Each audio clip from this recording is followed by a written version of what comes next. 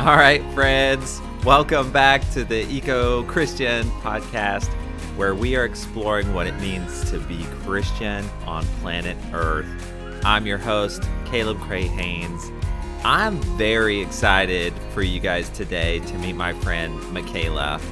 We're sitting out back, chatting about her research on how spending time doing and being in the, quote, natural world impacts our outlook on life. And so I hope this one hits home for you right in time for the holiday hubbub. Here we go. Today, one of my favorite people, Makayla Johnson, is here. So Makayla has worked with me for a long time on creation care, issues of creation care in the world. And she is of the world, but in a good way. So if you want to know something about birds that I can't pronounce, or snakes, or other fun layers of ecological knowledge, she is your person. So she spends half of her year in Costa Rica at a research station, but right now, folks, she's sitting with me here at this table, and we're just looking down at this tablecloth here, and I thought it was a piece of fuzz, but Makayla, you realized it was a creature of God. Yes, it's a little woolly aphid that's crawling around. I'm staring at it right now. Yeah. Now, folks, for perspective, this is like imagine the tip of your fingernail size of a creature. It's like a hangnail. Yeah. Yeah. Like I'm like brushing. I'm thinking like this is lit, and she's like, "Oh, that's a creature of God right there. Don't squish it. Don't squish it." Yeah. So Makayla, everyone. Yeah. How are you? Thanks. I'm doing well. I'm thriving, living my life, doing probably too many things, but yeah, you're all over the place. I am. Like you said, I'm a woman of the world, I guess. That's it. Okay. Traveling around. Might have the title of the episode right there. Oh, that's so good. So, and you just had a birthday. Happy birthday. I did. Thank you. Yesterday. It was good. It feels the same, you know? Like after 12, you're like, no, this is kind of average. After 12, this is kind of average? Maybe not after 12. Maybe after like 22, where you're like, woohoo, Taylor Swift. And then you're like, okay. Yeah, there's few markers like you hit 30 and then it's kind of like, okay. And then, that's something. And then it's just kind of like meanders on from there. Yeah, then you enter the AARP zone and you're like, oh, right. You start getting those ads. Yeah, true. Yeah. Well, Makayla is one of my favorite persons because she has so many stories, and every time we hang out, something else comes out. Like I've known you for years at this point, but like you turn a corner and there's some other crazy story. But we don't have to get your whole life story unless you just want to share that. But I wanted to talk to you today because, one, I'd love our listeners to hear a little bit more of your own personal eco-Christian journey, because I think that's important. And also because we plan on having a lot more of these conversations together, so people gets to know you. Yeah.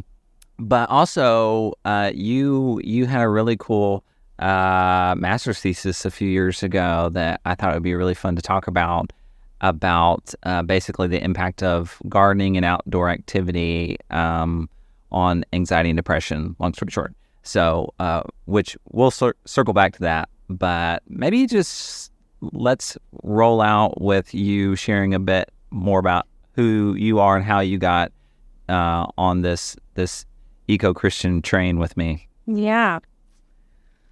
Man, it feels like I haven't been on the train for too long, but then when I think about it and I look back at my life, I realize I was birthed on this train, like we all are. We just don't know it yet, you know?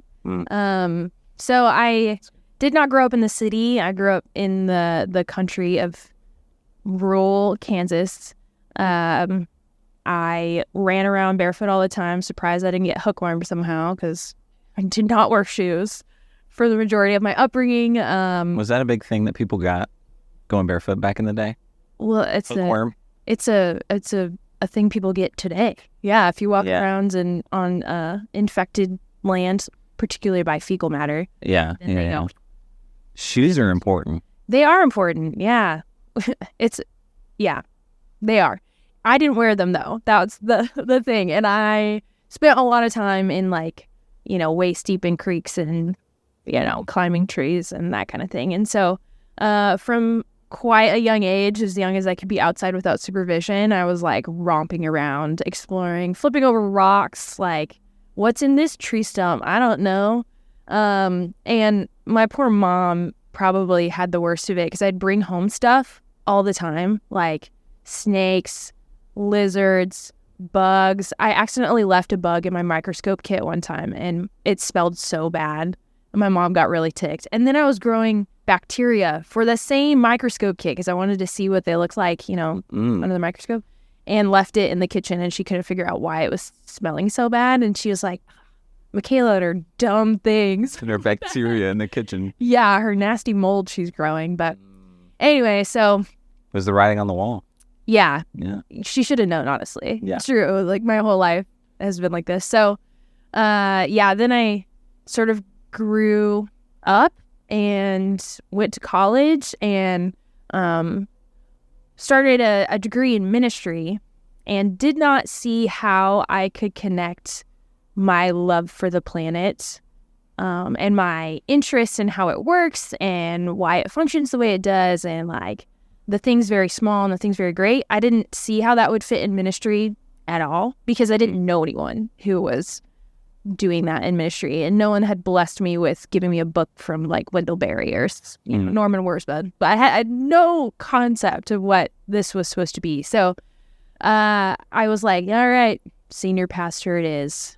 And then at some point in college, I was like, wait a second, like through my deconstruction and, taking my faith for my own and saying like, okay, I think I can hold things in tension that people had told me before that I could not. And that for me was creation and science and data and things like that with my idea of who God is, how God interacts with me, how God interacts in the world, theology, and ministry. So it was around college when I was like, let's see if we can smush these two things together.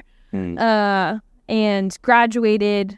Well, actually, it wasn't around college. I graduated, went into ministry, and was like, this doesn't feel right. This doesn't feel like it's my spot, It just felt a little off. It didn't feel like it fit my gifts and strengths very well.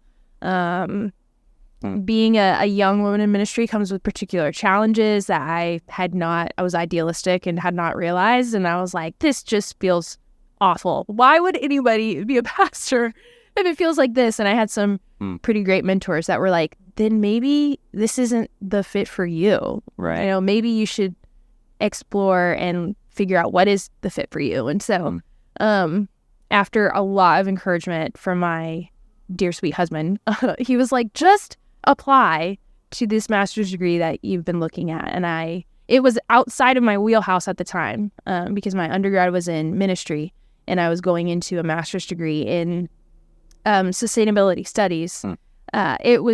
I was like, I can't do that. I only know how to be a pastor. And he's like, baloney. You know how to be a lot of things.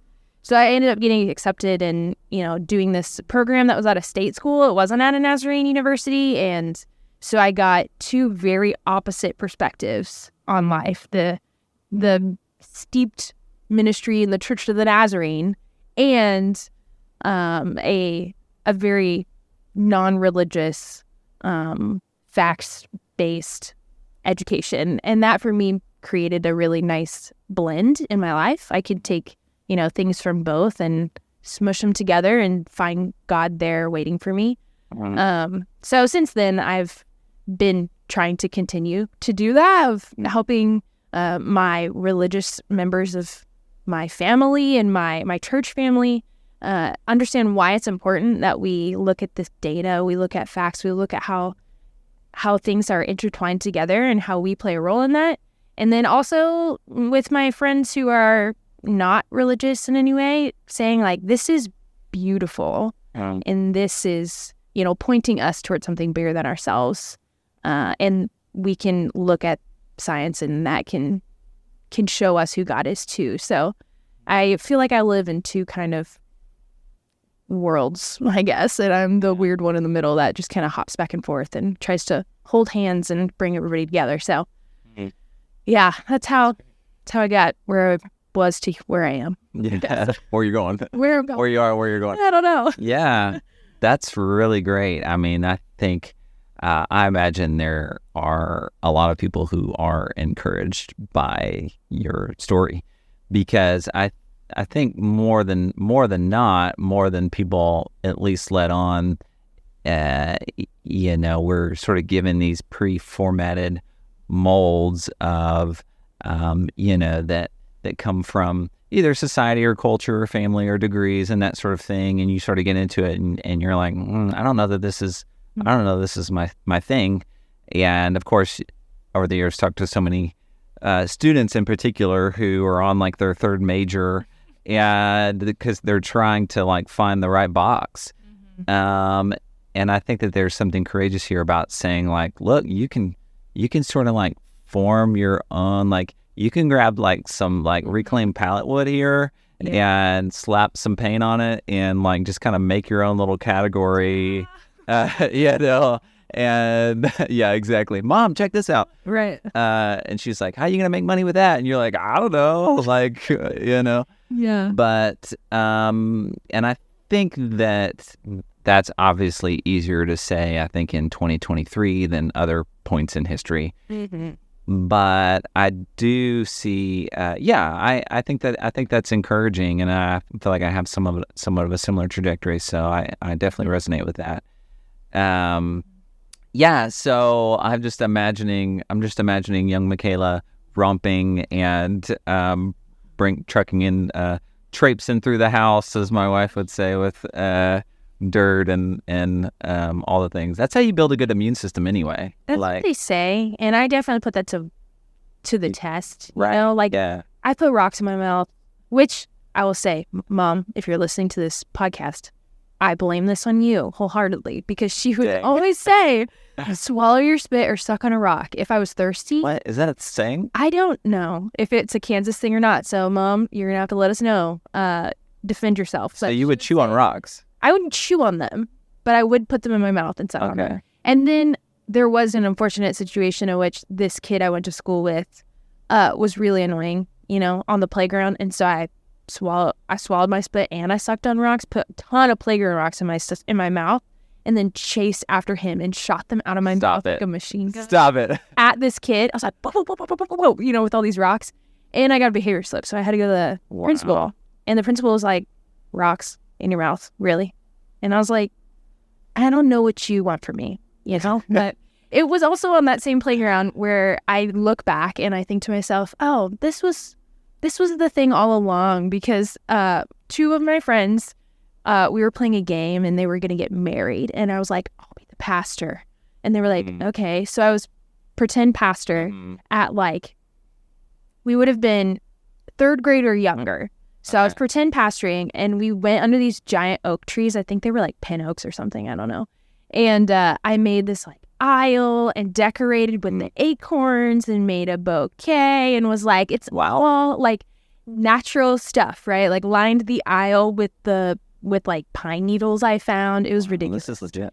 It's trendy now, to do an eco-friendly wedding, but I was doing it a long time ago. And now I think about it oh, yeah, you were caring about creation, making stuff, making beauty out of creation, and also being a pastor at the same time. So that was pretty on the nose. I just didn't realize it until much later in my life. Wow. So. And that sounds like a beautiful wedding.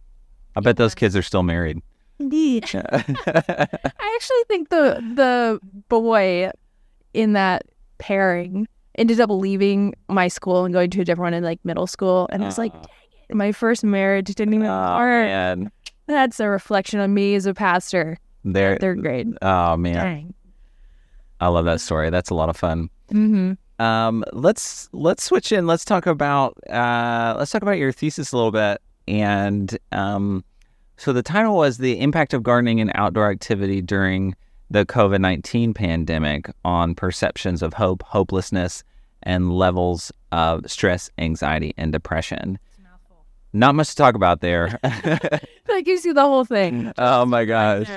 I mean, yeah, I feel like, well, every time I just see the word COVID, honestly, there's like a little bit of twist in my back. Yeah. But because we all experienced, I think, a level of trauma or something during that period. So that's fascinating. So yeah, I'd love to hear like what drew you to that topic, and we'll keep going. Yeah. I was trying to figure out what I wanted to do for a thesis, because the degree program that I chose, I was at Texas State University, was very build your own. So some of the students in my cohort were pre-law majors, and they were getting into environmental law. So they were taking, all of these sustainability courses, these ecology courses, coupled with their pre-law stuff. There were people who were like city planners who, were taking wastewater management, things like that, coupled with this ecology focus. There were people who were, in my ichthyology class, study of fish. They were, going to be a part of Texas Wildlife and Resources, like that kind of thing. And I was like, I don't know how I want to put this together yet, but I was really, really interested in how humanity interacts with the environment and vice versa. So that intersectionality between us and the rest of creation, a lot of that is driven by my belief about who we are as humans, as the way God created us, and as a part of creation, not just, the superior being. I think we are, siblings with the rest of creation in a lot of ways. And our moniker here is like we're given responsibility, extra responsibility, and made in God's image. And that's an important moniker, but it doesn't mean we can do whatever we want. And so I was like, okay, let's look at the ways humanity interacts. And so my internship before my thesis was in urban forestry in San Marcos, Texas. And so I was working with my boss who works for the city of San Marcos, and we were like going out tagging trees, like wearing forester's vests and staple guns and all sorts of stuff, trucking through the woods, tagging these trees. But also some of what we did was going to communities in our city, looking at like socioeconomic levels and what trees are in their neighborhoods. And, a reality for the city I lived in was that low-income neighborhoods had less tree coverage, so they were hotter during the hot Texas heat because they weren't as shady. And that more often than not, people would come in and just be like, just chop them down. We don't need to save it. It's as if they didn't deserve to have this beauty, this utility. And so some of what we did was doing tree drives and giving fruit trees out and teaching people how to plant them. So it's like a supplemental resource, like food resource for these communities, and also just education. And it was a breath of fresh air to be engaged in a community who the luxury of like going out and walking in a park isn't a thing that you would normally think of. But having large trees in your background so your energy costs are a little bit lower, that's something they really needed, just not had the time to invest or the money to invest in that. So I was like, all right, let's keep going down this path a little bit. And I got connected with a professor who ended up being the chair of my my dissertation committee. And she has worked in this for a long time. Dr. Cade is her name. And she invited me into this research that she had sort of started, but hadn't really fully fleshed out yet. So she and I worked together. I learned a lot from her. And we were noticing all these trends that, we were all inundated with facts of during COVID, people are like stressed out of their mind. They're stuck inside. We can't go outside. We're having behavioral issues in schools. We're having like family, not rupture, I guess, but family, what's the word? I don't even know. Distress. Yeah. Because we're all stuck inside. Maybe families that aren't as healthy, that exacerbates issues that are there. So let's look at this. Let's see what's going on. So we put together a survey, and in that survey, it included the DAS-21, which is a survey that assesses stress and anxiety and depression. And it's a condensed version of a bigger one. There's like a 42, and this is a little bit condensed. And people use a Likert scale. So on a scale of 1 to 4, how would you rate your stress, in this particular instance or whatnot? And then the survey also included a hope scale, which has been used in a lot of work before to gauge people's sense of hope for the future. Where do they see themselves right now, and how does that relate to where they see themselves in a year, 5 years, 10 years, whatever? And so we got over 450, I think, responses from that, which it was during COVID, so I couldn't do any of these surveys in person, which is like a limit in one way to the research, but also I was a little bummed about that. Yeah. I wanted to interact with people, and, we were planning on going to like a gardening expo and like having all these people fill out this thing. So I ended up having to just use the wonder of the internet to get the survey out to people. And basically, they answered their stuff, and then we synthesized the data from there. So Right. Yeah, that's fascinating. I think it's crazy to think we live in a day and age where we can do that and send something out to groups of people and take a survey on hope and anxiety and think about getting data from that. I think obviously during COVID, you're right, stress levels are so high. But this feels like also just a continual pertinent topic today, because I feel like stress and anxiety are just the undercurrents of so many people's lives today.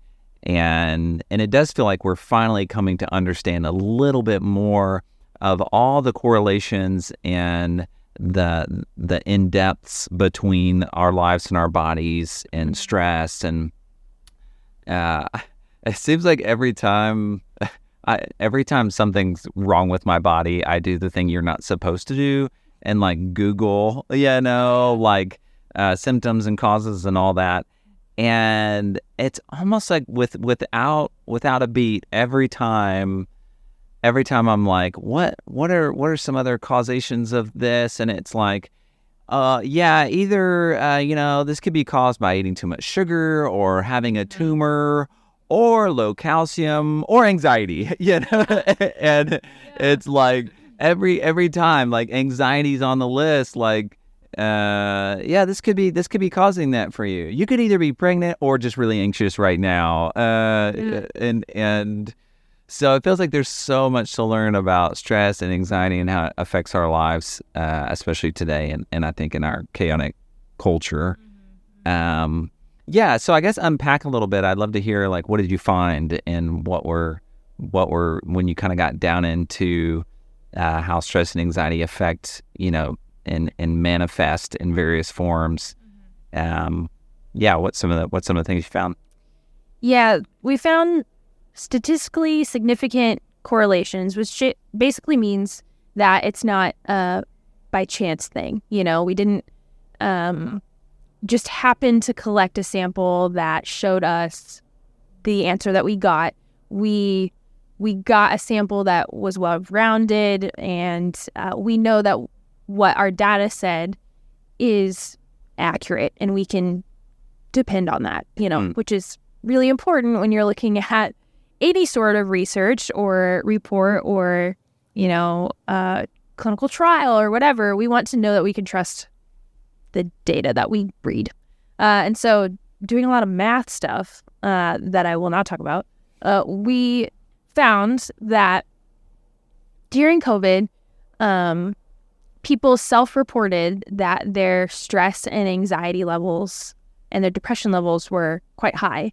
Quite a few people reported that, it's higher than in previous years, which a lot of things played into that, not just COVID. And we talked about that in the first part of our paper. There was, political unrest, societal unrest at the time.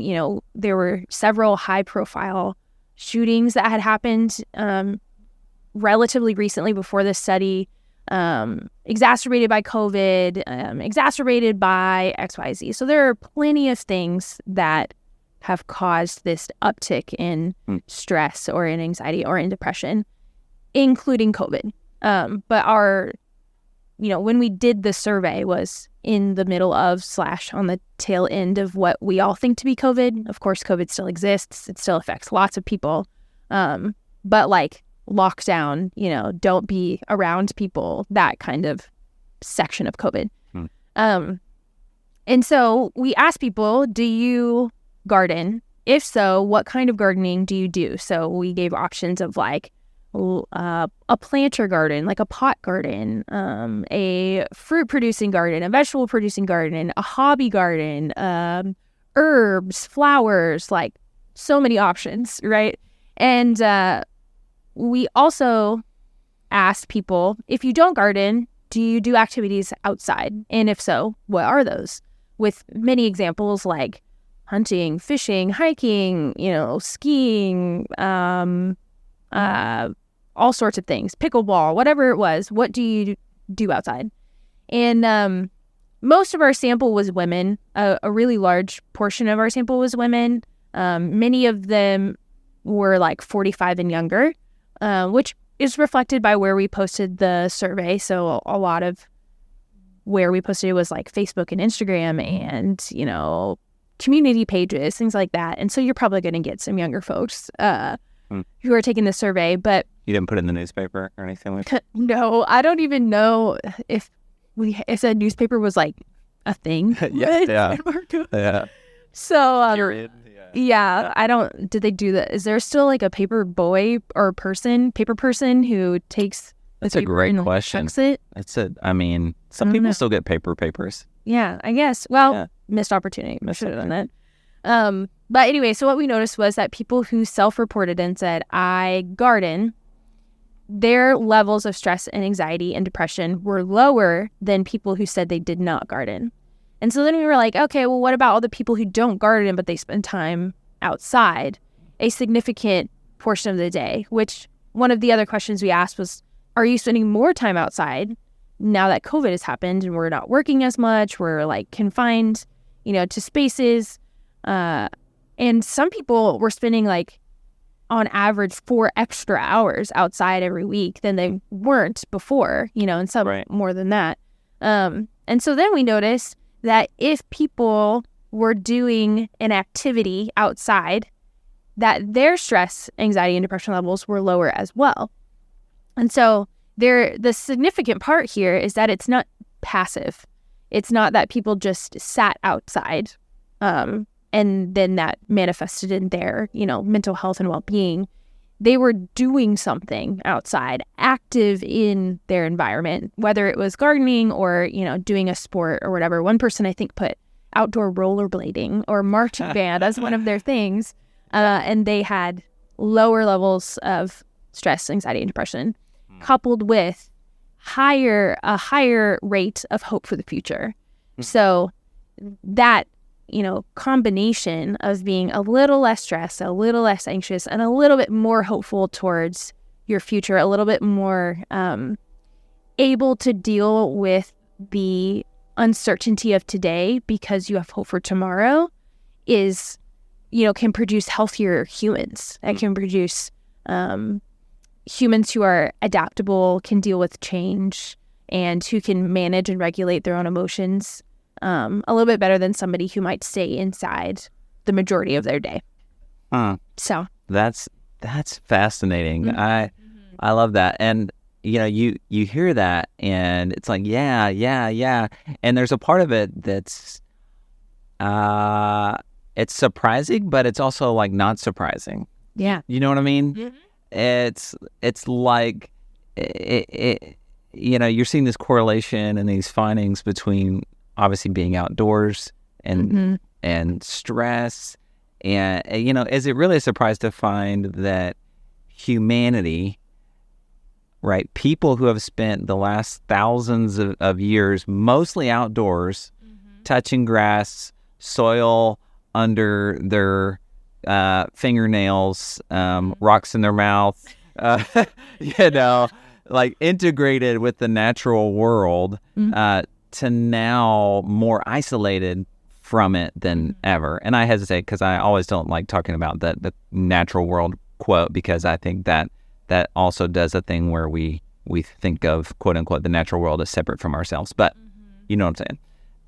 But yeah, so now, like, we spend all this time in our fluorescent boxes, and I don't think there's any coincidence that the stress and anxiety and depression levels are on the rise, and also, like, our schedules are more compacted than ever, and we're always trying to keep up, and it feels like you're just constantly falling behind. And I think stepping outside is kind of like, quote unquote, stepping outside of that in both a sort of physical and metaphysical way, and not trying to downplay people who have, like, real chronic depression that haunts them and all of this. But I feel what you're kind of talking about just on a daily basis. Like, if I'm sitting inside typing away on a screen or whatever it is, by like 2:00, I'm like just feeling really bad. Yeah. And so anyway, I think that there is a perspective there that offers. And there are plenty of other folks who I've noticed this as well. This kind of goes into the biophilic hypothesis, which this guy named Edward Wilson put together, which is basically says that humans have an innate yearning for creation, innate love for nature, for outside. And we're not really sure where that comes from or why.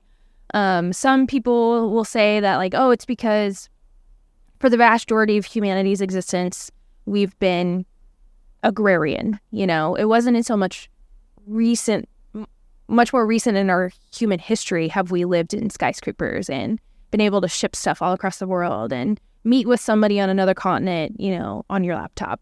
That's a relatively recent development for us.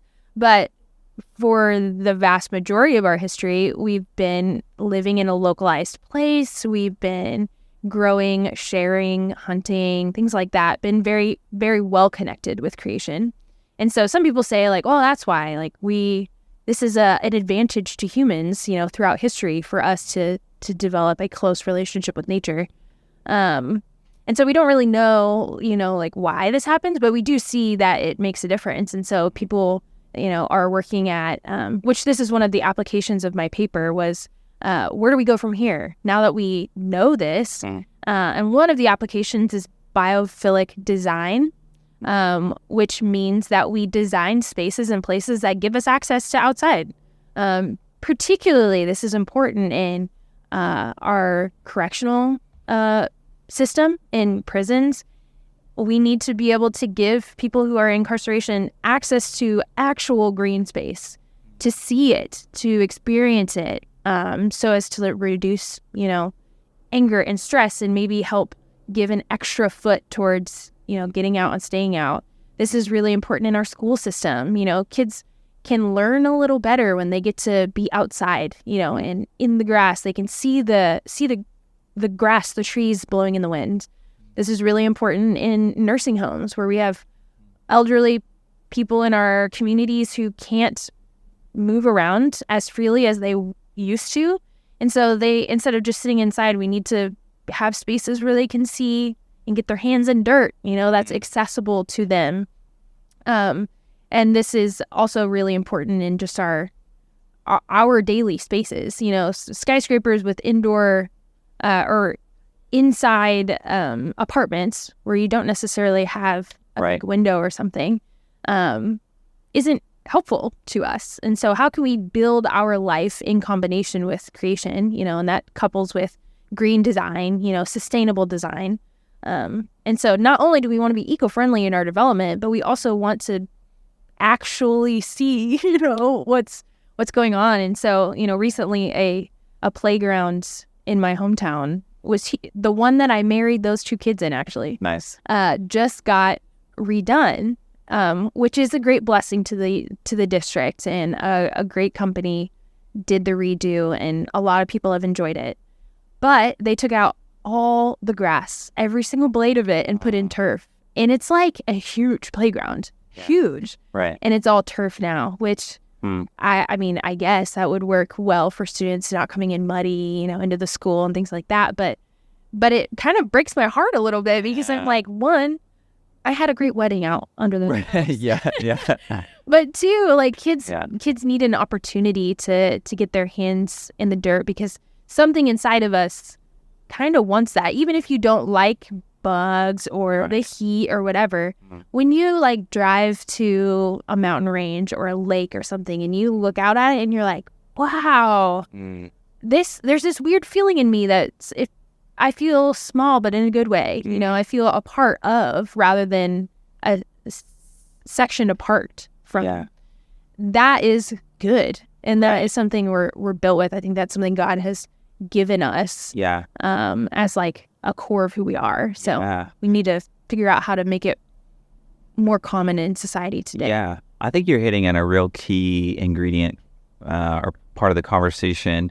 And I think that's a really interesting story to marinate on it from.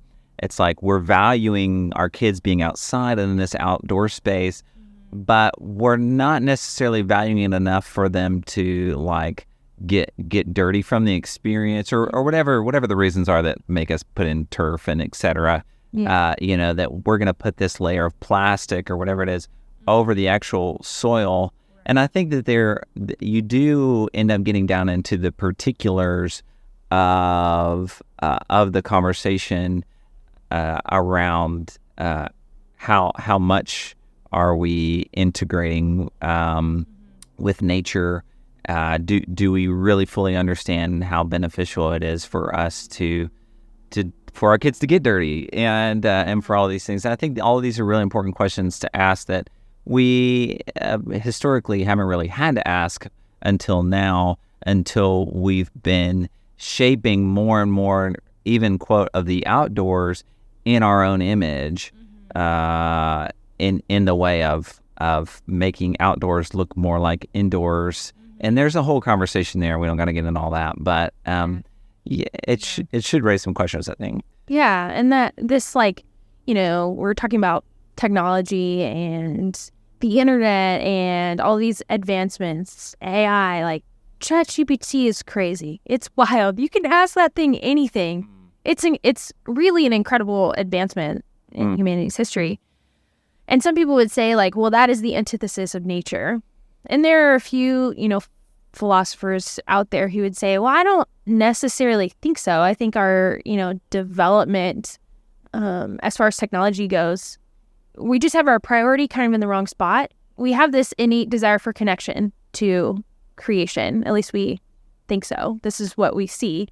And so maybe our, fascination with technology or the ways that we've created technology for us to be able to experience new things across the world is a misplaced connection. And we're trying to use that in a way that can bring us that connection we've been missing because we forgot that the root of that connection is outside, So now we're like, oh, well, we can watch a documentary, about this ecosystem or this animal or whatever, which is awesome, a great educational thing. And I love documentaries. That's right. Watch documentaries. Watch documentaries. Yeah. But live a documentary. Yeah. Go outside and look at the things in your own backyard. Look at things under rocks. And that is a connection that we need and that we can tell by research being done that it benefits us as humans. It creates us more human, to be a part of creation and maybe some of these other avenues that we're now connecting with. And it looks isolating in some ways. It's just we're misplacing that need for connection into technology rather than people around us or creation around us. That's right. And a key thing that it should be said here is that this is how God created it to be. Like this is actually part of the pre-packaging quote of creation that ironically had no packaging. But and so like God in God's wisdom created it in this way and created humans in such a way that part of our fingerprint is dirty. That we're created from the soil, breathed into life by God. And I think that's reflective here in describing this relationship. Yeah. And so I think you said need, and I think that's an appropriate word, because I think that's part of it. And I think Christians maybe unfortunately have been scared, of being pantheists or like, talking about getting too earthy or something. But that's not even possible, because all of this is God's. All of this is God's. True. And, this is not about worshiping the earth or nature. It's about living in harmony with it as we were created to do. And, it just gets good from there. It gets really good from there. Like theologically, speaking, kind of away from the data, I guess. I think one of the most beautiful things that God does in the world and is continuing to do is to allow for creation to ebb and flow, for it to change and adapt, and maybe some things don't adapt to the change, and that gives space for new things to be created.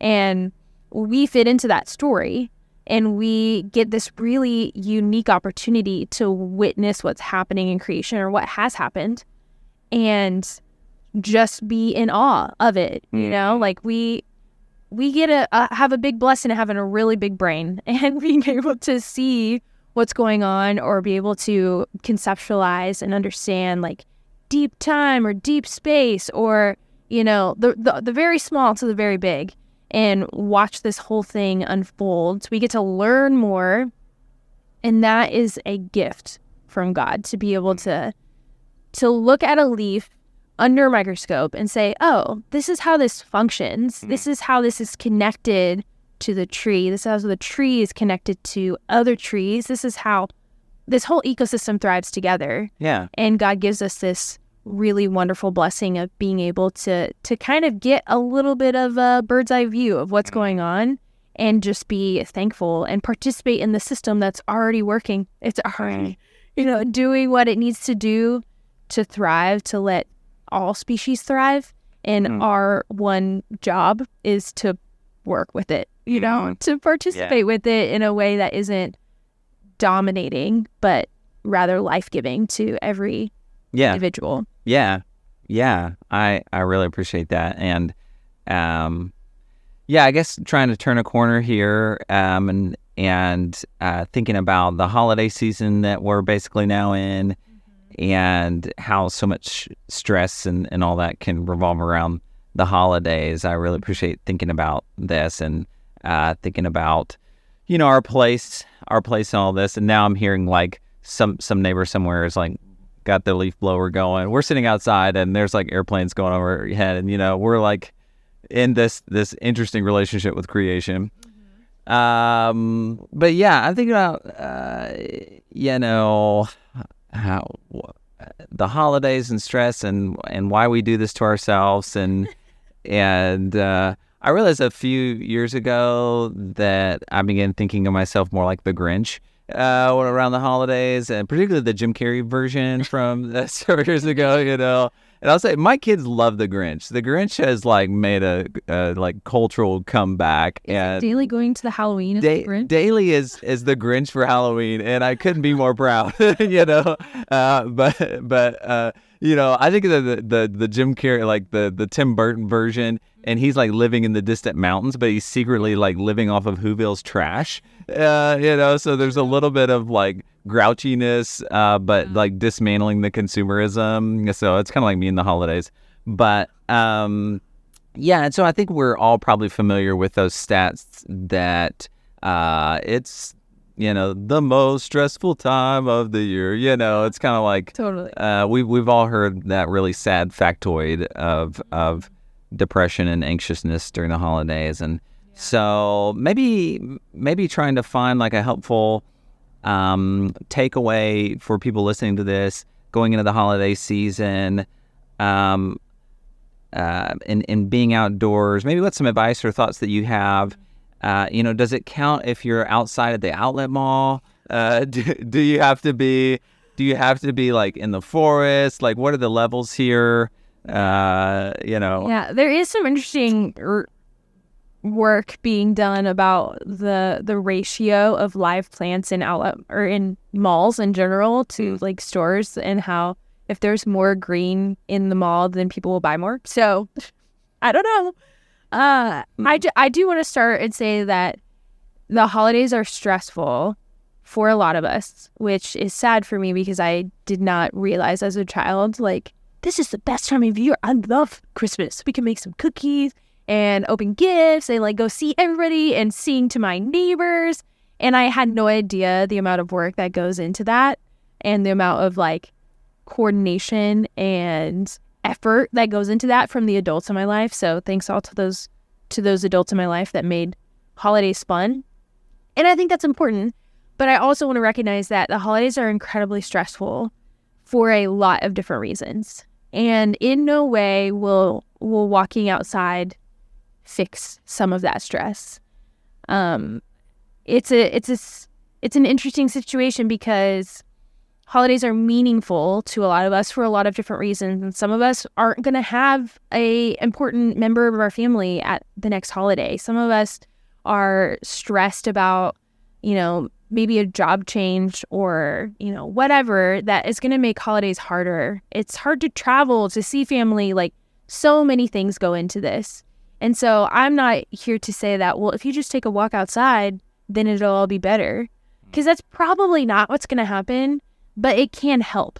This coupled with other strategies that fit for an individual can help and can make a difference. So I personally, I'm not huge into buying gifts for people, and I have too much stuff already. I don't really need a lot more things, but I do love experiences. I love to I think it was last Christmas maybe, my family made my husband and I the game masters of Christmas time. So we put together this ridiculous multi-day event that was like Minute to Win It /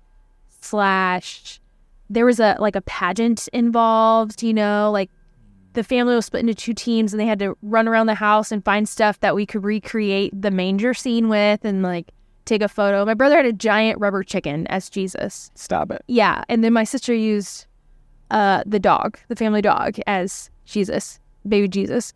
And it was fun. We laughed a lot, and it wasn't, there wasn't as much stress of buying things, at least for me, but we got to do something together.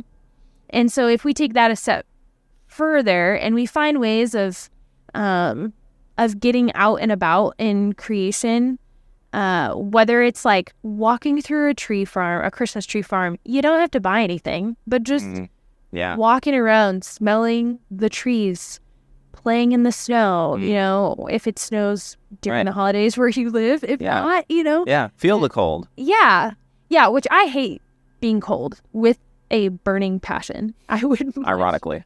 Yeah, it's true. I would much rather sweat than shiver every single time.